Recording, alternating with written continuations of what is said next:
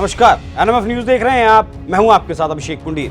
सियासत एक ऐसा खेल है जिसमें कोई किसी का परमानेंट साथी नहीं होता और सियासत में जब कोई किसी से हाथ मिलाता है तो समझ लीजिए कि उसने उसके वक्त से हाथ मिलाया और जब तक वक्त उसके साथ है उस रिश्ते की वैलिडिटी भी उसी वक्त तक रहती है।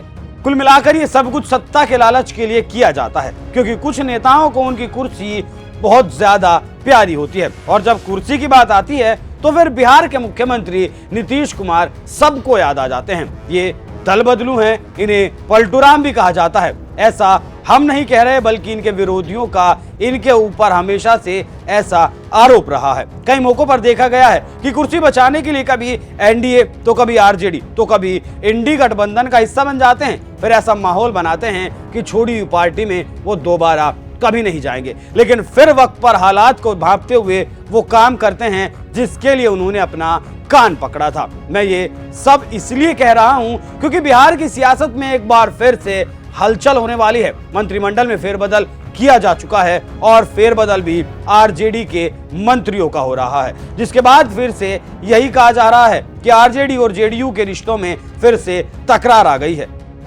खास बात यह है कि राम मंदिर उद्घाटन से ठीक पहले ऐसे मंत्री को उनके पद से हटाया गया जो रामचरितमानस और मनुस्मृति पर विवादित बयान दे चुके हैं। जी हां, बिहार के शिक्षा मंत्री चंद्रशेखर को तो आप जानते ही होंगे, जिन्होंने रामचरितमानस, हिंदुत्व और धार्मिक मामलों को लेकर विवादित बयान दिया था। चलिए पहले आपको वो विवादित बयान सुनवा देते हैं।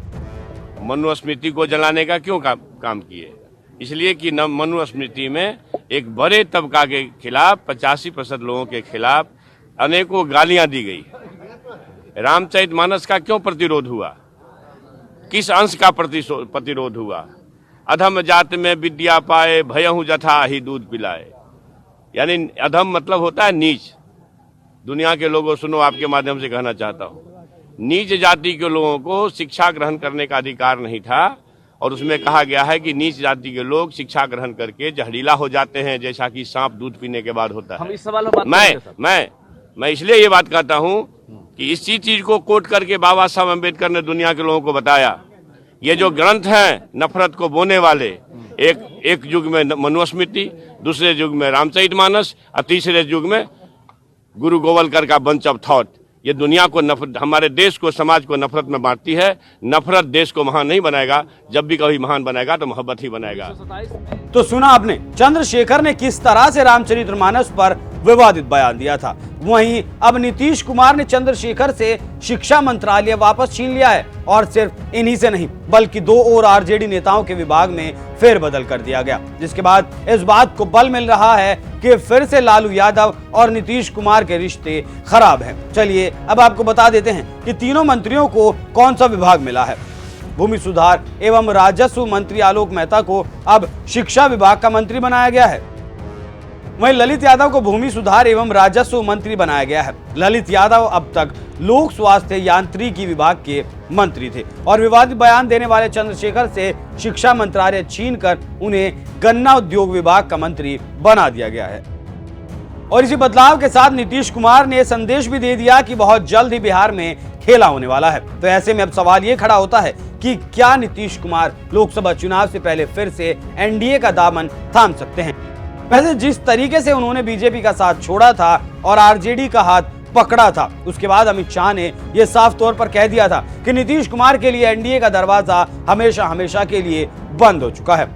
तो वही अभी हाल ही में अमित शाह के एक बयान ने इन अटकलों को फिर से जिंदा कर दिया। जब उनसे पूछा गया कि क्या नीतीश कुमार की फिर से एनडीए में वापसी हो सकती है, तो अमित शाह ने कहा था कि अगर प्रस्ताव आता है तो विचार करेंगे। तो इस तरह से एक बार फिर से बिहार में सियासी पारा चढ़ता हुआ दिखाई दे रहा है। अब आने वाले समय में यह देखना बेहद ही दिलचस्प होगा कि नीतीश कुमार फिर से पलटी मारते हैं या फिर ये सब करके वो जनता को कुछ संदेश देना चाहते हैं इंडी गठबंधन पर, या फिर वो प्रेशर पॉलिटिक्स करना चाहते हैं। वैसे आपको क्या लगता है? नीतीश कुमार ने प्राण प्रतिष्ठा से ठीक पहले जिस तरह से मंत्रिमंडल में फेरबदल किया है उसे आप किस तरीके से देखते हैं? अपनी राय हमें कमेंट कर जरूर बताइएगा। नमस्कार।